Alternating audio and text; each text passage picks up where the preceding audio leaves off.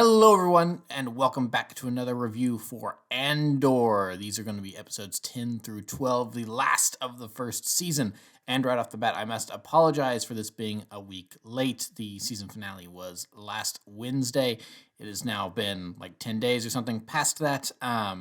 Quick explanation for that. I worked an 8-day shift at work, no stops, no weekends, straight on through. So by the time last Friday rolled around, I had no energy to even record a video. And these are pretty simple, easy videos to do. I did watch it, but that was about all I had the energy to do. So here we are a week late, but it's given me some time to gather my thoughts.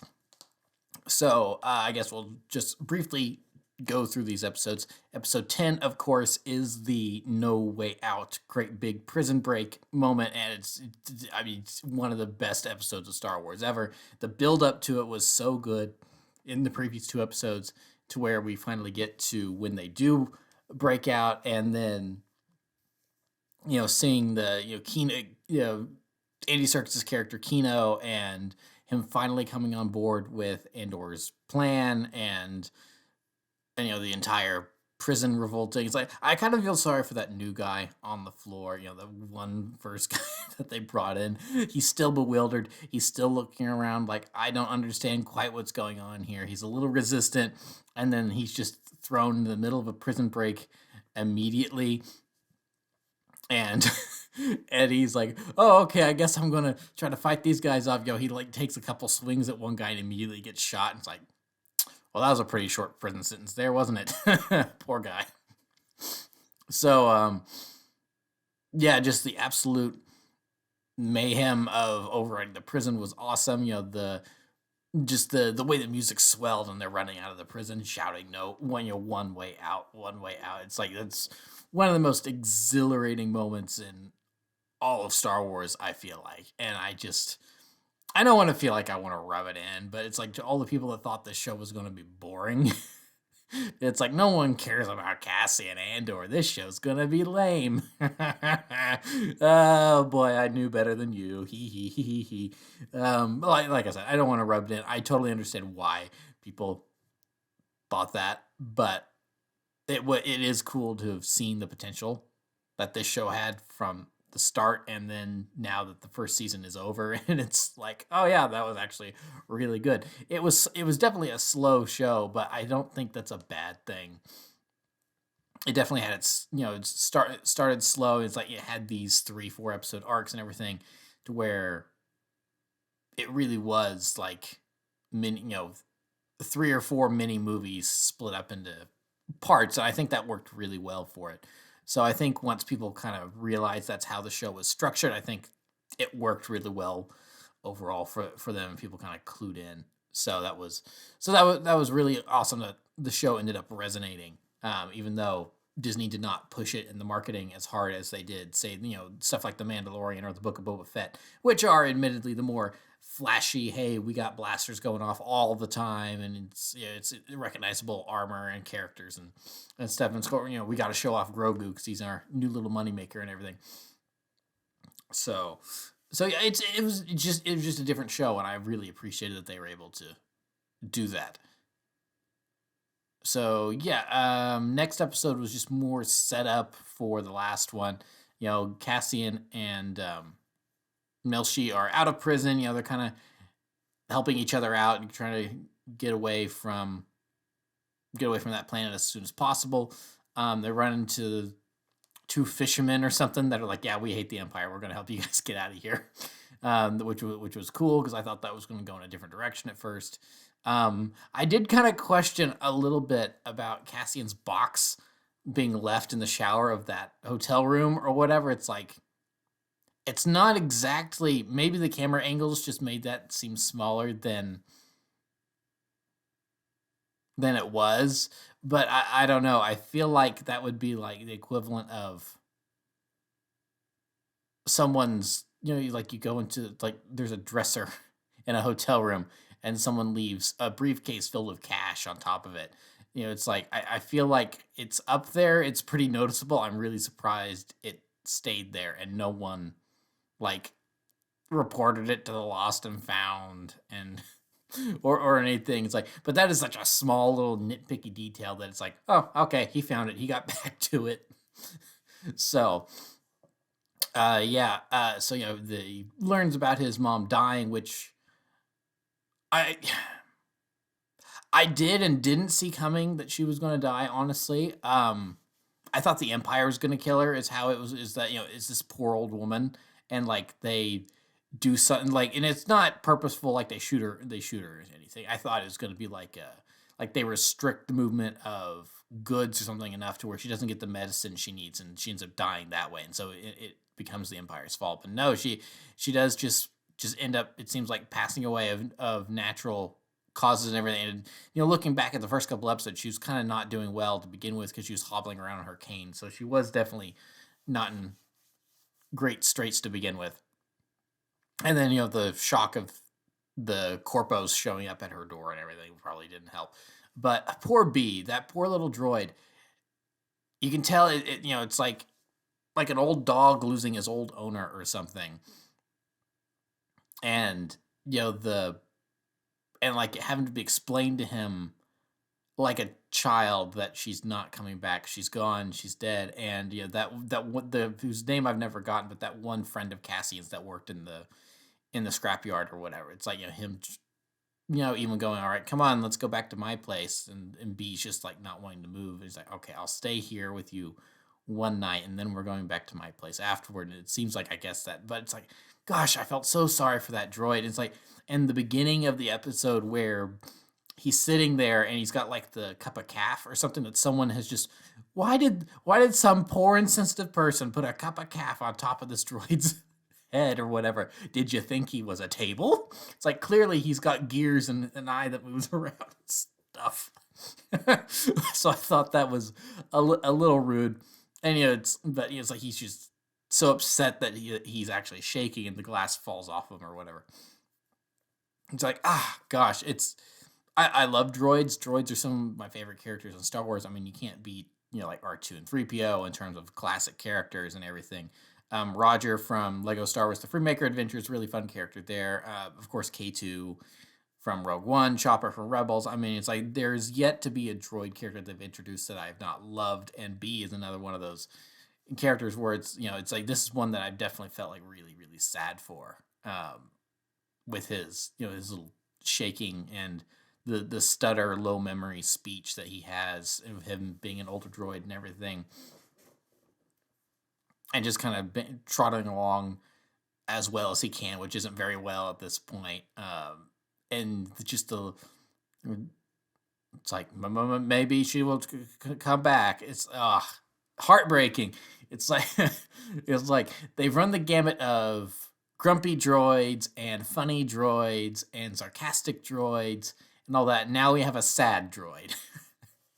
So I really like what they did with B. And then however, and then going back to Cyril's story for the getting into the last episode here, I'm honestly surprised they seem to be moving it in the direction they're moving it, because it seems like maybe in the second season he's going to end up having some sort of actual station in like the ISB or the Empire or something. He's going to maybe get what he wants, which I find interesting, because it kind of seemed like he was going to be this character that kind of just continuously caused problems because he's just inept and is in over his head or something. But no, it actually seems like he's going to get what he wants, which is going to maybe be interesting. So his story definitely did not end the way people thought it was going to end. Because I think a lot of people, myself included, thought that maybe there's a good chance of him getting killed off in the last episode, or or arrested or something. It's like he was going to be like directly responsible for like Cassian getting away or something, something that would further paint him as this failure that the show's kind of been making him out to be. And it's like, no, it's like, I mean, he saves Dedra and everything, and then there. So it's like, I don't know if like she's going to bring him on as her new ISB partner or something like that, which is interesting. We saw Saw Gerrera again. I should probably mention that. Um, like I said, I was pretty sure that the let's call it what it is, war. And I was pretty sure that was going to be from another episode. Luthen's escape from that. I can't remember the name of it. It's the shoot. That different type of scanner class Star Destroyer that has like the big radar dishes. That was like concept art years ago, and it's just now like an actual shipping cannon, which is really cool. That was they kind of spoiled it in the trailer. Looking back, it was a small little glimpse of it because could see like the red lasers that were out where he did the spin maneuver. That's a good trick. Spinning's a good trick. It's like, they showed a little bit off in the trailer, so I wasn't. I mean, a lot of people were like flipping out. It's like, this is the coolest scene ever. I'm like, yeah, it was good. I mean, we kind of saw a little bit of that in the trailer when that dropped a couple months ago and everything. So I kind of got, I was like, oh, that was cool. It's like, I don't know, there was just something about that sequence that didn't like completely blow me away like it did some people. But it was definitely good. It was cool to see Luthen's piloting skills and how it is always interesting to see like one just really skilled person just completely go to town, and it's like, yeah, I am so much better than you Imperial morons. It's like an entire contingent of TIE fighters went out after him, or squadron of TIE fighters went out after him, and none of them, they all got obliterated very easily. So that's just always fun when the Empire tips their hand and tries to be big and bad, and it's like, no, we're all morons. But even that being said, this show still does a very, very good job of showing that sinister, cunning side of the Empire that makes them such a boot on the neck of the galaxy. And you see that a lot of that in the last episode where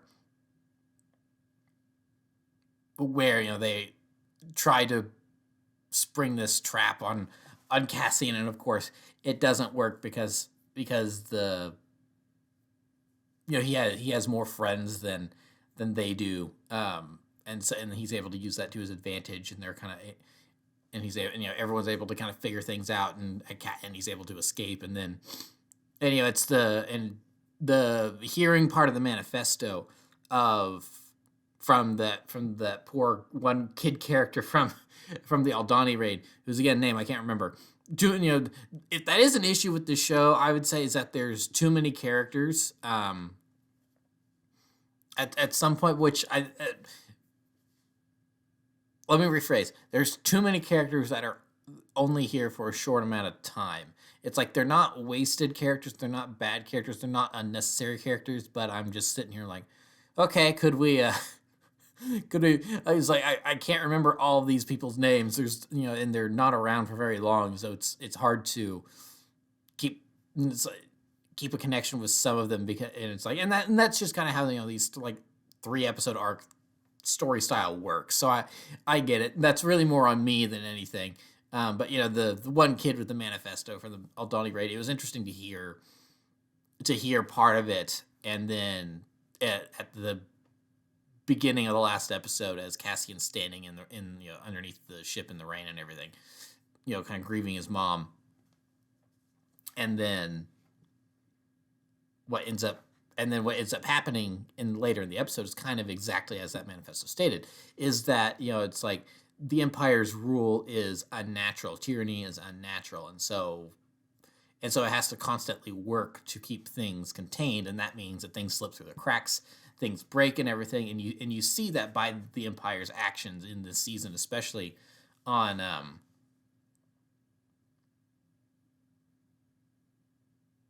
and now I'm forgetting the name of Cassian's planet. If you can't tell, I'm still a little tired from having worked 9 days or 8 days in a row. I can't even remember how many days I worked in a row. But on Cassian's planet, it's of interrogating people and keeping them hostage, and then like that one guy that ran the junk shop. I think they alluded to it, and that's what happened. We just didn't see it. I guess they ended up executing him publicly, and so now his son is like very upset about that. And so by doing this and thinking it's like, this is going to scare them and keep them in line, it's actually done the opposite, and it causes more trouble than they bargained for, because he makes an IED at home. I thought he was making a blaster, instead he was making a bomb.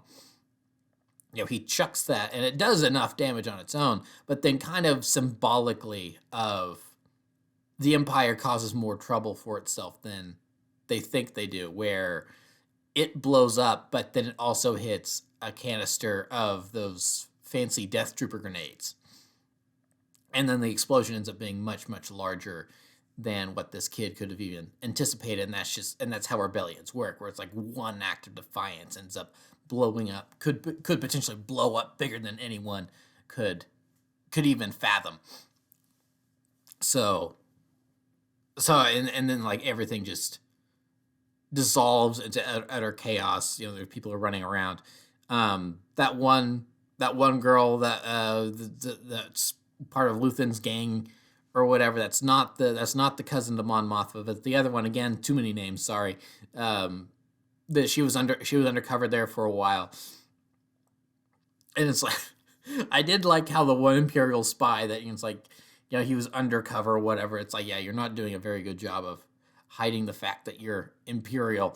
And he's just like, well, what are you doing back? And just immediately gets shanked. It's like she immediately shanks him. It's like, wow, buddy. It's like, you are so, it's like full of your own abilities and stuff that you don't think that, there's a potential threat here with everything going on. And that it's like, he was kind of suspicious in that it's like, oh, here's probably another rebel, but, that it costs him because he didn't have his guard up and he immediately gets stabbed multiple times. That was kind of satisfying to see. And also, I was kind of hoping that Dedra was going to get killed, maybe, because it's like, again, it's one of those, like, the Empire makes these great big plans that eventually are going to have to blow up in their face because of their tyrannical nature of trying to keep everyone controlled. I thought would have been good consequences, but we're probably going to get a larger version of that in season 2 to finish off the story, because of course this is only the halfway point in the story. There's a whole second season coming, and we know that. So yeah, pretty cool. Ironic that I haven't really talked about Cassian too much in this episode, or in this review so far. I think he's a fascinating character to watch, and I do enjoy seeing his progression to being this important member of the rebellion and everything that ends up going on this raid to Scarif. But I feel like while Cassian is the main character and everything, a lot of what is happening to him is kind of, and his story is quote unquote the least interesting part of it to me. Maybe it's like, it's not saying it's bad. It's very well written and I am engaged. But then we also cut away to like stuff going on with Mon Mothma and everything. It's like there's other things going on where it's like we cut to it. I'm like, am I a teensy bit more interested? And it's not like I'm like, oh, thank goodness we're finally over at this part of the story. It's like, now the entire thing is engaging and I'm very enthralled, but it's like a lot of the side characters at this point I kind of am more interested in learning about. But at the same time, maybe that's because Cassian at this point is also an established character. He's only had the one appearance in Rogue One. But because of that, we kind of know more about him. We know where his story ends. So just as in an innate curiosity sense, I am more interested about learning about some of these other characters and finding them more interesting just because they are newer than Cassian. And we don't know where their stories go. Well, Cassian's, we do know kind of an idea of where it's going. It's like we know that at some point he has to join the rebellion and really become a true believer, so he can kind of also motivate Jyn and everything so they can go to Scarif. I think that's a good way to put it, is that Cassian is the least interesting part of the show just by way of the fact that we know where his story ends. But that doesn't necessarily make his story bad or watching him on screen bad. I think that's a good way to put it. It's still all very, very interesting, and very very engaged watching it all. And especially all the small little connections they're throwing into Rogue One, and everything. Ugh. Yawn. Sorry. So, and then of course the post credit scene where we see that the stuff that they are making, that Cassian and everyone was making in prison, are parts for the Death Star. I mean, that's just brilliant. Makes total sense. It's like it had been long established back in the EU that a lot of slave labor was used to build the Death Star. And I think there's even canon sources that stated that was no different here. So it's like makes total sense that you get these prisoners thrown in jail and get them to build Death Star parts. Makes total sense, and it even makes sense why it's like, and it's more than just the Empire being evil for evil's sake. They they have a goal to achieve. It's like, we need to get this thing finished, so they probably have like quotas of how many people they need in jail, of what percentage of the galaxy they need to help build build this thing that's going to subjugate them and everything. So really, really interesting. That was a really cool after credit scene of seeing the dish big, being constructed and everything. So yeah, really, really, really good season. I really enjoyed it. I'm glad people kind of came around on it and everything. That last episode was just really, conclusion for the season. Everything was just really good. Like the funeral procession and the music actually being the Andor theme being played and everything. That was a really cool touch. I really liked that. And then yeah, the Empire seemed like a very serious threat and everything. And wasn't, when they weren't pushovers. For the most part, I did find it really funny that during the riots and everything, there's the guy kind of like still clanging on the clock tower or whatever, and it's kind of getting people more riled up. And so that one Imperial officer points to a stormtrooper and says, "Go get rid of, go make him stop," or whatever. So the stormtrooper goes up there, and by the time he's walked all the way up those stairs, he's kind of, he's like, "All right, I'm gonna get this guy to stop." And what happens? He gets yeeted off the tower and falls to his death. That was like the one point of, wow, the Empire is stupid. Just this one poor stormtrooper. I got a good cackle out of that, where he gets up there and they kind of have this eye contact. It's like eye to visor or whatever moment, eye to helmet contact moment, where they kind of look at each other. The stormtrooper can't react fast enough. He's like, "Oh wait, this is bad, isn't it?" He just gets kicked right in the chest, and it cuts to the wide shot, and you see him fall. It's like I was too busy cheering. It's like that would have been the perfect place to put in a Wilhelm scream. It's like, ah, just as he falls off. That would have been perfect. I don't know if I can't remember if they put that in there or not, but it would have been a good place for it. So. Yeah, I really think that's kind of it. I mean, I would have more to say, but there's a whole other season coming, like 2 years from now. Unfortunately, I mean, they're filming it now, thank goodness. But obvious, I think one of my biggest takeaways from the show is, it's like going back to what I talked about a couple reviews ago, is that the scale of the production values is just really, really appreciated here. The Mandalorian looks awesome and everything, and I've got over this. It looks awesome and everything, and the fact that they're able to do that with a bunch of screens is really cool. But for what they were doing here, I really appreciate that they went out of their way to like film on location and get great big sets and everything. And that style of filmmaking for Star Wars, I just really have always appreciated.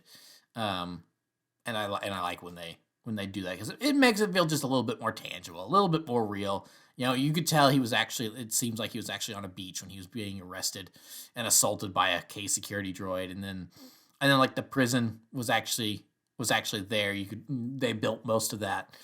I'm sure the great big hallway set was on a green screen, but it's like, and they do stuff like that, and they fill in the edges with CG, but the primary, most of the set is still built up and everything. It's like they built a working elevator for all that, and just really, really cool. And then of course, the big town for all their big set pieces and everything, so was was really well done. So yeah, I mean, really good show. I really enjoyed it. I am eager for the second season to drop in like, another 2 years, like I said. And in the meantime, I guess I will be back in March with more Star Wars reviews for The Mandalorian Season 3, because we just got news today as I'm recording this that third season drops in March. So that'll be fun. Looking forward to that, and maybe Bad Batch before then. I don't know. They've kind of been radio silent on that, so I don't know. But hopefully Bad Batch will be out soon. I'm eager to see more of that too. So yeah, that'll be pretty much it for this review. So thank you for watching. Remember to like, comment, subscribe, all that great stuff. Remember to follow me on Twitter and Instagram. Those links are in the description below. And I will see you guys next time for whatever Star Wars thing we're reviewing next. So thank you for watching, and goodbye.